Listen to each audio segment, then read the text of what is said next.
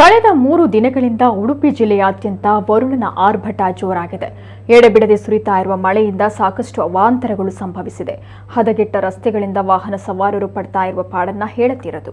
ರಾಷ್ಟ್ರೀಯ ಹೆದ್ದಾರಿ 66ರ ಅಂಬಲ್ಪಾಡಿ ಜಂಕ್ಷನ್ನಲ್ಲಿ ಅಂಡರ್ಪಾಸ್ನೊಂದಿಗೆ ಮೇಲ್ಸೇತುವೆ ನಿರ್ಮಿಸುವ ಕಾಮಗಾರಿ ನಡೀತಾ ಇರುವ ಹಿನ್ನೆಲೆ ಸರ್ವಿಸ್ ರಸ್ತೆಯಲ್ಲಿ ವಾಹನಗಳು ಸಂಚರಿಸ್ತಾ ಇವೆ.